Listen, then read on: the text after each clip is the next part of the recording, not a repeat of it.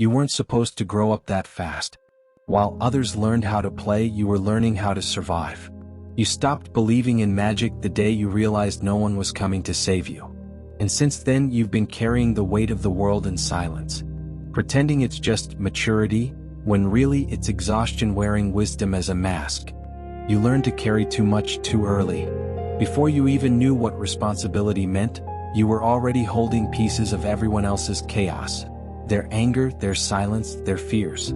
You became the one who understood too much for your age, the one who smiled when things were falling apart, the one who listened when no one listened to you. Maybe it started in small ways, remembering things your parents forgot, calming someone down when you were the one who needed comfort, pretending to be fine so others wouldn't worry. But slowly it became a habit. You learned that peace only existed when you held everything together. There's a kind of exhaustion that doesn't live in the body but in the soul, the kind that comes from being emotionally awake in a world that kept asking you to sleep. You became the quiet observer, the child who felt too responsible, the adult who feels too tired. You look around now and see people your age laughing easily, still soft, still curious, and part of you wonders, how did they keep their light? Because yours dimmed while you were busy being the strong one. You didn't lose your youth, it was spent protecting others from their storms. You call it being mature, but deep down, you know it was survival. Maturity sounds noble, survival feels lonely. You didn't grow wiser because you chose to, you grew wiser because life didn't give you another option. People tell you that you're so composed, so calm, so emotionally stable. They mean it as a compliment, but you know better. They don't see the stillness that comes from exhaustion. They don't see the discipline that was once fear. Fear of making a mistake, fear of losing control, fear of being too much or not enough. It's strange, isn't it? How people mistake your silence for peace, your patience for strength, your detachment for wisdom. They admire your ability to stay calm while the world burns, but they don't realize you learned that skill because you once lived in a house that was always on fire. You were the emotional firefighter, the one who put out everyone else's flames. But no one taught you what to do once the fire was gone. No one told you how to rest. Sometimes you catch yourself apologizing for things that aren't your fault. That's the residue of early responsibility, the belief that you are somehow to blame for everything that goes wrong. It's the ghost of the child who thought, if I can fix it, maybe they'll stop fighting. If I'm perfect, maybe they'll love me more. If I disappear, maybe everything will finally be quiet. You didn't grow up with freedom, you grew up with tension. Every smile was a negotiation, every silence a way to keep the peace. That's how a child becomes older than their age, not through time but through vigilance. You became hyper-aware, always scanning the room for danger, sensing moods, predicting outcomes. It made you intuitive, empathetic, even wise, but it also made you tired, deeply tired. Because while everyone else was learning how to live, you were learning how not to collapse. You wear your self-control like armor now. It keeps you safe, but it also keeps love at a distance. Because control is easier than vulnerability, and safety feels more realistic than joy. Sometimes you meet people who remind you of the softness you lost. They laugh too loud, they trust too easily, they still believe in simple things. And for a moment, you feel something crack open inside you, a kind of grief mixed with envy. You don't want to take their light, you just wish you still had yours. And maybe, somewhere deep down, you do. It's just buried under years of holding everything together. You've mistaken endurance for strength and independence for peace. But they're not the same. You don't have to keep being the strong one. You just forgot what it feels like to be held. You grew up believing that love had to be earned. That to deserve care, you first had to prove your usefulness. So you learned to fix, to help, to anticipate every need before anyone even asked. It made you reliable, indispensable even, but it also made you invisible. Because when you're always the one holding everything together, no one thinks to ask who's holding you. Your competence became your camouflage. People admired how you never seemed to fall apart, unaware that you simply learned how to collapse quietly behind closed doors. You measure safety not by joy but by control. When life feels predictable, you breathe easier. Uncertainty feels dangerous, spontaneity feels reckless. You call it being organized, but sometimes it's just fear disguised as order. There are nights when your mind won't turn off. You replay every conversation, every mistake, every possibility. You analyze yourself until the edges blur. Was I too cold, too soft, too much, not enough? It's an endless loop of accountability, where you take responsibility even for the things you couldn't change. You became the parent to your own emotions, the therapist to your own pain. You learned to self-soothe because no one else knew how. You learned to downplay your needs because they always seemed inconvenient. So now, when someone asks what you need, you hesitate, because you genuinely don't know anymore. It's not that you dislike comfort, it's that comfort feels unfamiliar. Rest feels guilty. Peace feels suspicious. Happiness feels temporary, like a guest that won't stay long. You've carried chaos for so long that calm feels unnatural. Your nervous system waits for the next alarm even when the world is finally quiet. That's the cost of growing up too soon. You never learned what it means to simply exist without preparing for impact. You call it being independent, but sometimes it's just isolation with better branding. Because independence born from survival isn't freedom, it's armor. And armor can keep you safe, but it also keeps out everything that could heal you. You tell yourself you're fine because it's easier than explaining the exhaustion. You minimize your own pain because you know others have it worse. You've become fluent in the language of self-dismissal. I'm fine. It's not that bad. It doesn't matter. But it does matter. You matter. The world trained you to believe that strength is silence, that vulnerability is weakness, that asking for help is failure. But strength isn't the absence of need, it's the courage to admit that you have them. You're not broken because you struggle to rest, you're human. You've been living in survival mode for so long that peace feels like a foreign language. And learning peace after chaos is like learning to walk again, slow, shaky, and brave. Sometimes, when you look at old photos of yourself, you don't recognize the child staring back. There's innocence there that feels almost fictional.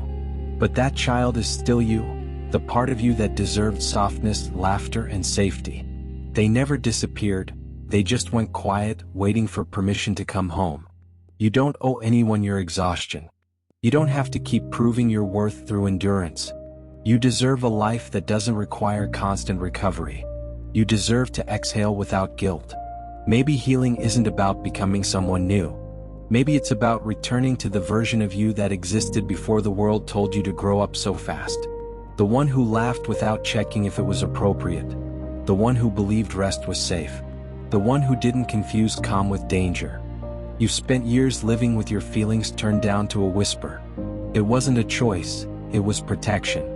When emotions became too loud, you learned to mute them, to keep everything contained behind the calm expression everyone praised you for.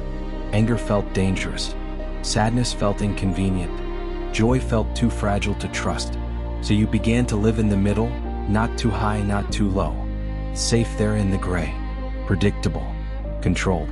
But safety isn't the same as peace. It's just silence with walls around it. There's a difference between not hurting and truly healing. You've mastered the art of not hurting. You function, you smile, you do what's expected, but part of you knows you haven't really exhaled in years.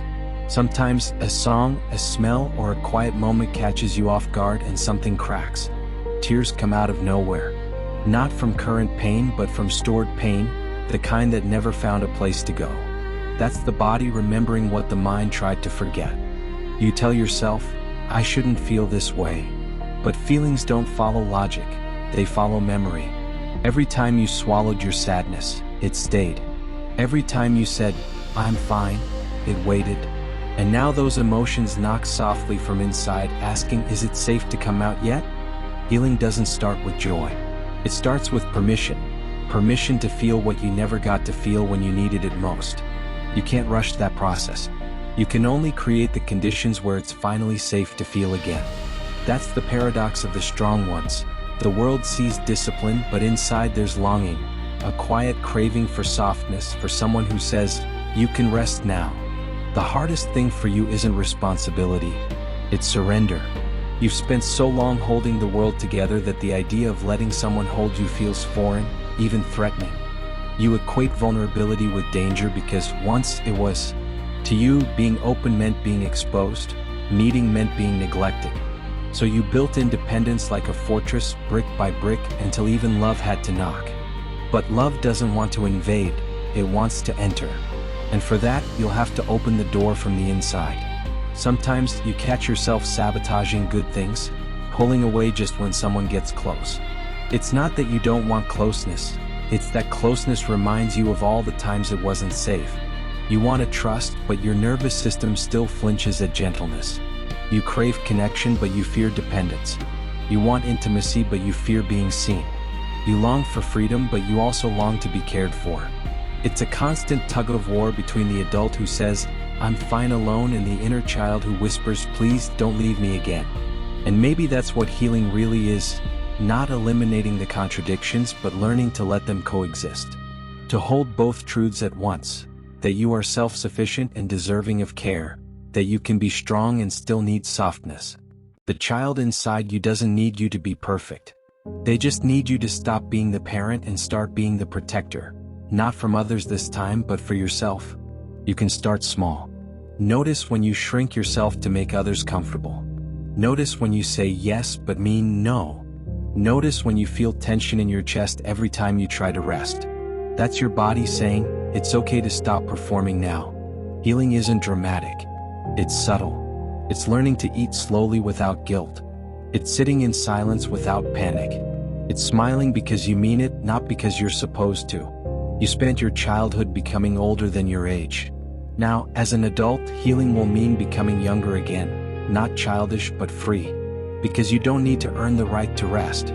You were born with it. There comes a moment in every exhausted soul when survival is no longer enough. You start to notice how small your world has become, how every decision is filtered through fear, through habit, through a silent question. What if I fail? What if I'm not enough? But somewhere beneath that constant caution, another voice whispers, what if you're finally safe now? What if you don't have to keep proving yourself anymore? At first, you don't trust that voice. It feels naive. You've lived too long inside vigilance to believe in safety. Peace feels suspicious, like the calm before another storm. So when life starts to soften, you flinch. When someone offers kindness, you analyze it. When you feel joy, you brace for the moment it disappears. Healing starts here, in the discomfort of ease. It's learning that not every silence is danger, that not every calm moment is a trap, that sometimes quiet is just quiet. You start to rebuild slowly, like someone learning to walk after years of crawling through fire. Your body doesn't trust peace yet, it trembles when nothing goes wrong, but you keep breathing anyway. You let the stillness stay a little longer each time. There's no manual for this kind of recovery. You won't wake up one day and suddenly feel whole. It's more like remembering, piece by piece, what safety feels like, not in your head but in your body. Safety isn't the absence of pain.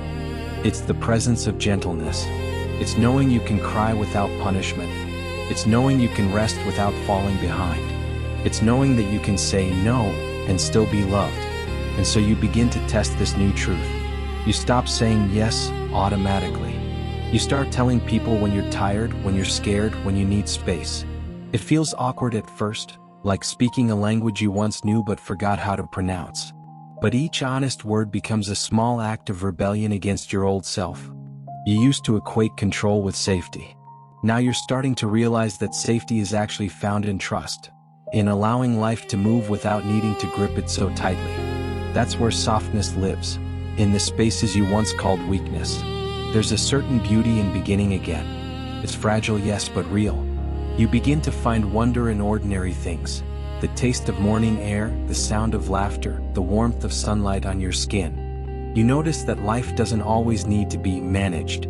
Sometimes it just wants to be experienced. You start to forgive yourself for all the years you spent in survival. For the boundaries you didn't set because you were too afraid to lose people. For the emotions you buried because no one could hold them with you. For the times you mistook exhaustion for strength.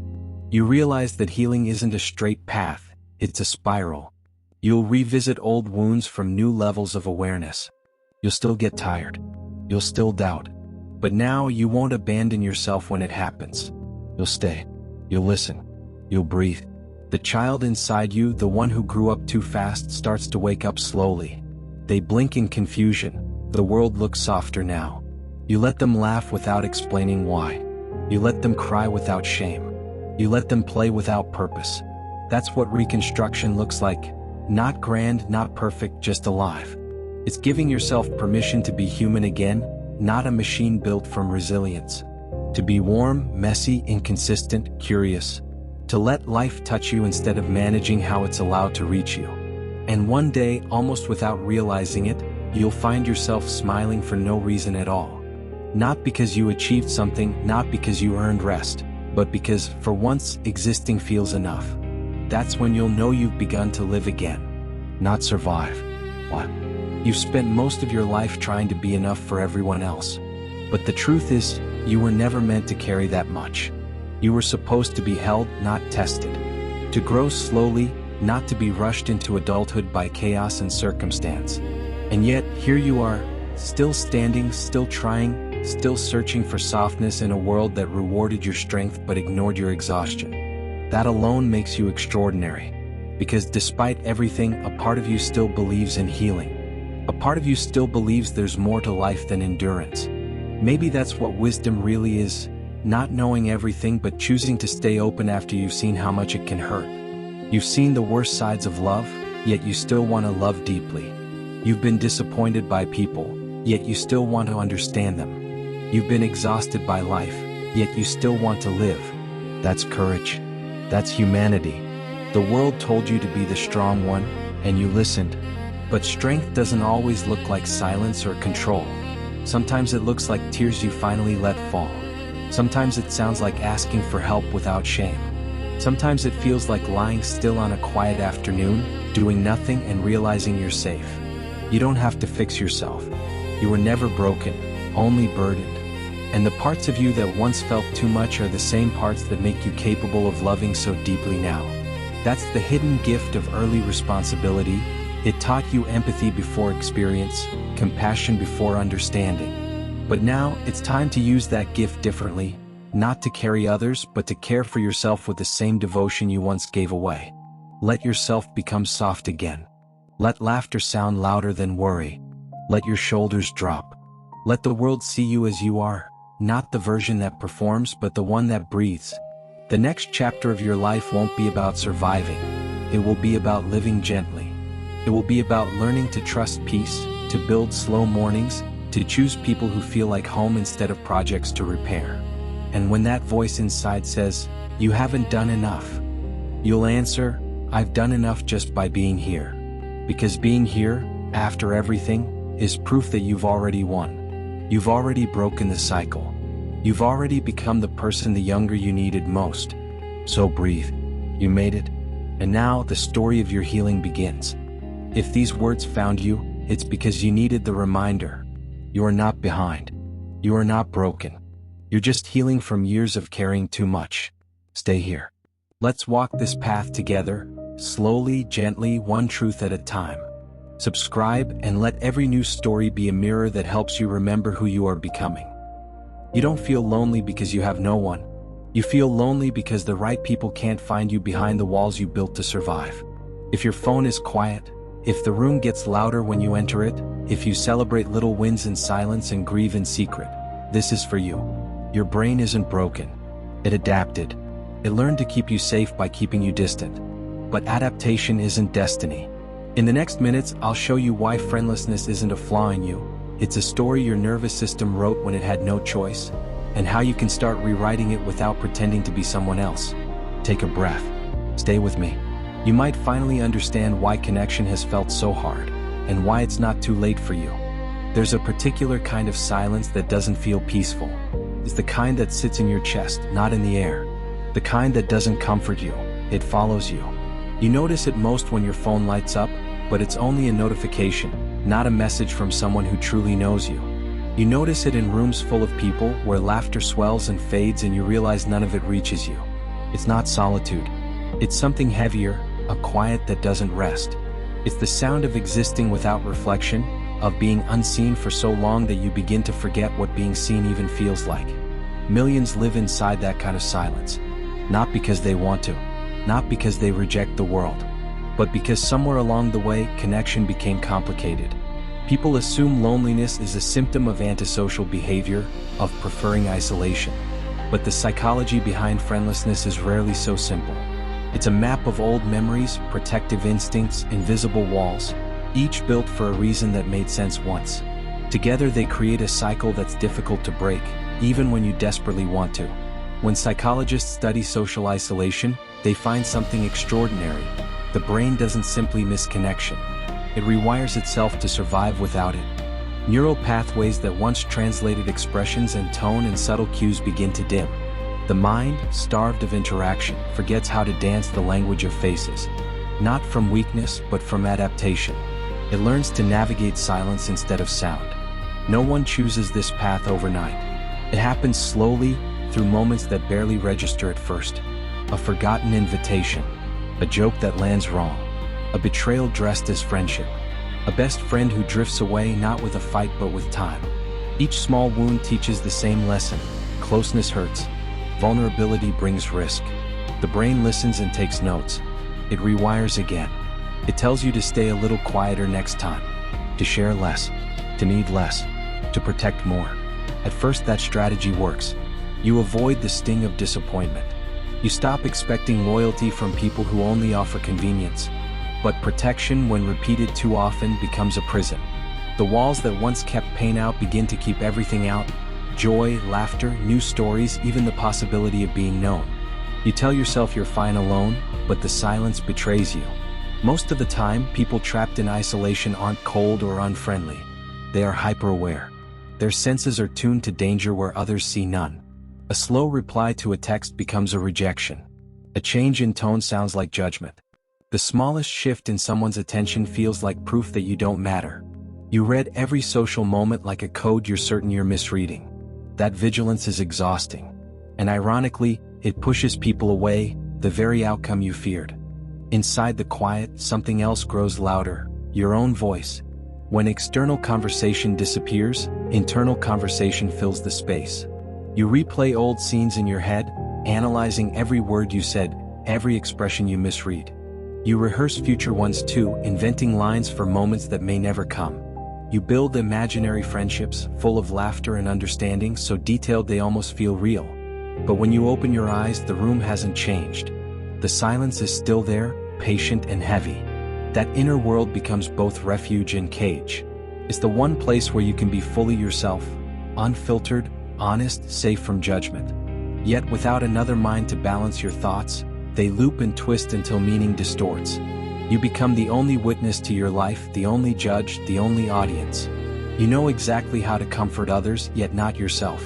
You can sense insincerity across a room but struggle to believe sincerity when it's offered. You crave authenticity so fiercely that you distrust it when it appears. The irony is that many who live without close friends develop extraordinary empathy. Watching from the outside teaches you patterns others miss. You can see when someone's smile doesn't reach their eyes, when their laughter bends under strain. You feel the emotional weather of a room. But that awareness, without outlets, becomes a burden. You read too much, feel too deeply, think too long. You crave a conversation that doesn't skim the surface, but each time you approach one, fear intercepts. You tell yourself not to scare people away with your intensity. You dilute yourself for safety. So you wait for someone who feels safe enough, steady enough, real enough to meet you where you live emotionally. You want a connection where silence isn't awkward, where you don't have to translate yourself into smaller, simpler pieces. Yet while you wait, others mistake your stillness for disinterest. They back away politely, confirming your suspicion that no one stays. It's not rejection, it's misunderstanding layered over misunderstanding. Without the mirror of friendship, your self-image warps. You begin to see only your flaws, magnified by the quiet. You forget your strengths because no one reflects them back. When someone finally shows interest, it feels impossible to trust. You imagine hidden motives. You assume it's temporary. You start to believe that if they really saw you, you're overthinking your need for depth, they'd leave too. So you protect them from the real you. You smile, keep it light, and then wonder later why no one seems to know you. And yet, beneath all of this, what remains is not emptiness, it's hunger. People without friends often love deeper than anyone. They know what absence feels like. They value connection with a kind of reverence others rarely understand. They don't want endless company. They want one person who sees them clearly and stays anyway. They want a friendship where silence feels like safety, not punishment.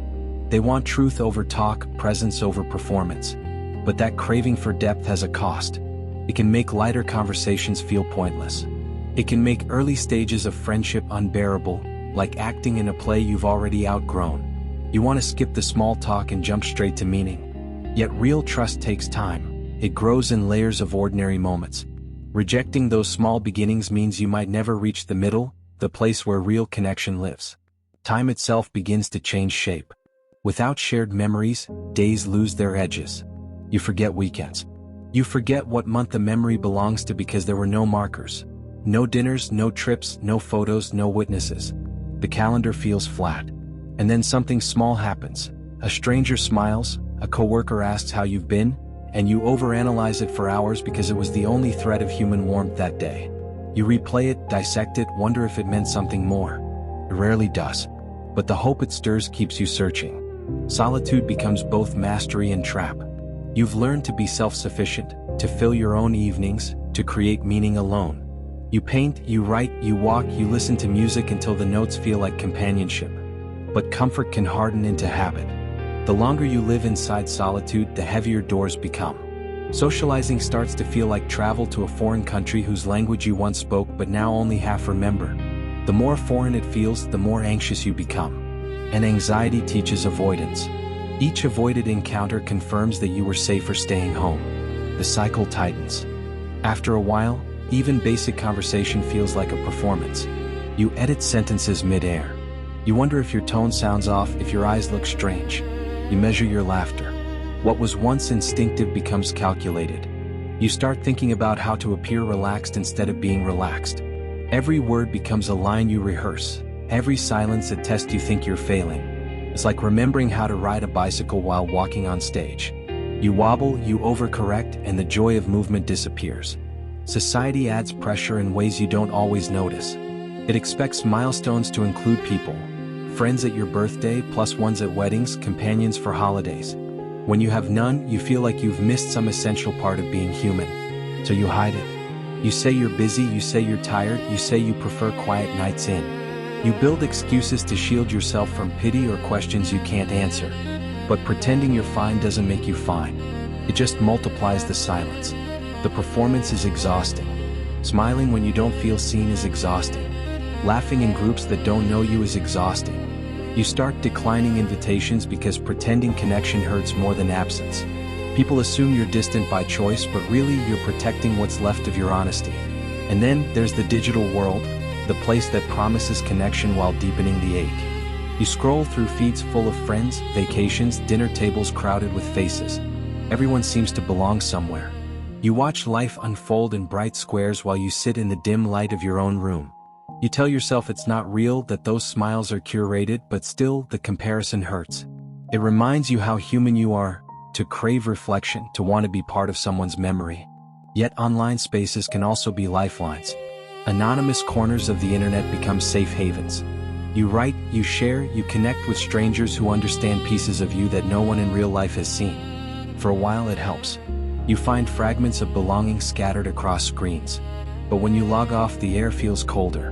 The silence returns louder than before because now you've remembered what being heard feels like. The longer you live inside that rhythm of silence, the more it starts to shape your emotions. Without someone to share your experiences with, feelings pile up like letters you never send. Joy arrives but feels incomplete. You smile at something beautiful, a song, a memory, a sunrise, but there's no one to turn to and say, "Look." Without that exchange, even happiness feels fragile, like light fading too soon. Sadness, on the other hand, lingers. It stretches across days because there's no one there to divide it, to say, "I understand." And anger, when it comes, has nowhere to go except inward, burning quietly until it becomes fatigue. Humans aren't built to process emotions alone. Our nervous systems regulate through connection, through presence, through small gestures that tell us we belong. When that's gone for too long, you start to live entirely inside your head. You analyze everything, your words, your tone, your value. You become your own echo, trying to make sense of things that were never meant to be handled in isolation. You develop emotional endurance but lose emotional ease. Over time, this turns into a kind of emotional hoarding. You keep stories, thoughts, and feelings locked away for the right person who might someday arrive. You imagine telling them everything, the moments you've stored up like treasures. But when someone finally does appear, you find it almost impossible to open up. There's too much. The words feel heavy, outdated, strange. You realize you've spent so long preparing to be understood that you've forgotten how to simply talk. That's the paradox of friendlessness. It gives you depth, but it also makes your depth hard to share. The same sensitivity that allows you to see people so clearly can also make connection terrifying. You crave truth, but you're afraid it will scare people away. You want intimacy, but you fear rejection more than you desire closeness. So you stay still, hoping someone will read the language of your quiet and step closer anyway. On the good days, hope still flickers. You imagine new beginnings, a class, a trip, a stranger who becomes something more. You tell yourself maybe this time will be different.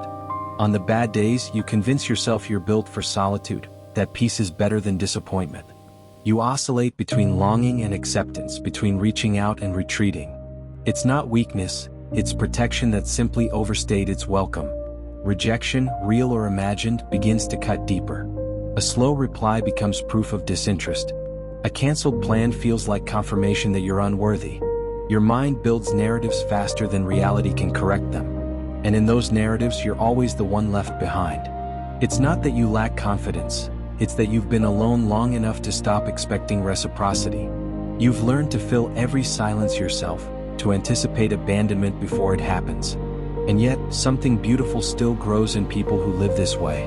Without constant validation, you begin to know yourself differently. You find meaning in quiet hobbies, in art, in music, in nature. You develop a level of self-understanding that few ever reach. You learn what truly matters to you, not what earns approval, but what actually sustains your soul. You discover that solitude, while painful, can also be a form of freedom. You stop performing. You start observing. You realize that your worth isn't defined by how many people understand you, but by how deeply you understand yourself. Still, the world outside doesn't stop expecting. Society is built for groups. It celebrates extroversion. It rewards visibility. It measures happiness in shared photos and mutual laughter. When you live outside that rhythm, you start to feel like you're missing something essential. You start to believe you're broken. But you're not. You're just carrying an experience most people never slow down enough to notice. The raw ache of disconnection in a world obsessed with noise. Even your body begins to adapt to the isolation.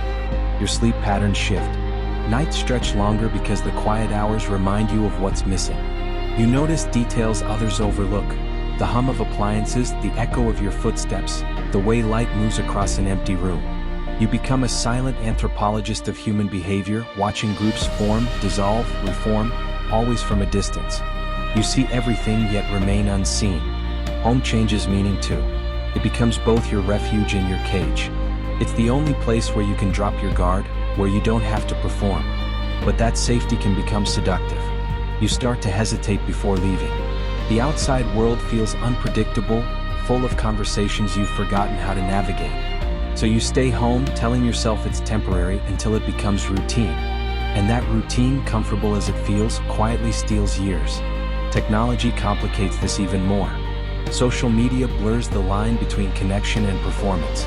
You see everyone else surrounded by friends, partners, adventures. You tell yourself it's curated, but the ache remains. You scroll through endless proof that you're not where you think you should be, forgetting that most people are performing their own highlight reels, hiding their own silences behind filters and captions. What you're comparing your reality to is often illusion, but your pain is real. And yet, the digital world offers something genuine too. Hidden in the noise are small corners of understanding, forums, communities, messages that remind you that others feel this way too. You realize you're not alone in your loneliness. You begin to see that isolation is not a character flaw. It's not proof that you're unlovable or broken. It's often the echo of old wounds, defenses that once kept you safe but now keep you stuck. It's your mind's way of saying, you've been hurt, but you're still here. And here's the truth. The very traits that make isolation painful are the same ones that make you extraordinary. Your depth, your perception, your sensitivity, they're not weaknesses. They're the tools that will eventually allow you to form connections that are real, honest, and lasting. But those connections can only happen if you stop hiding behind your understanding of pain. The same mind that built the walls can also build the bridge. You don't have to be the loudest person in the room. You don't need a crowd. You just need one honest connection, one moment of vulnerability, one small risk. Healing doesn't look like a party, it looks like a quiet conversation that feels easy for the first time in years. It looks like saying yes when your instinct says to retreat. It looks like forgiving yourself for needing people again. The psychology of people without friends isn't about failure. It's about resilience. It's about the ways we adapt to survive, even when survival means forgetting how to reach out. But forgetting isn't the same as losing. The capacity for connection doesn't disappear, it waits. Beneath the fear, beneath the hesitation, beneath the long rehearsed self-protection, something inside you still remembers how to belong. You've always known what friendship could feel like. You just stopped believing it could be yours. So if you're listening to this right now, take a breath. You're not invisible. You're not behind. You're not broken. You're just human, learning again what it means to be seen. Let this be your reminder. You are allowed to begin again. You are allowed to reach out. You are allowed to hope. And maybe, just maybe, the silence that once felt like emptiness can become peace again. If this message found you, it's because a part of you is ready to reconnect. Stay a while. Subscribe, listen, and let every new story remind you, you're not alone anymore.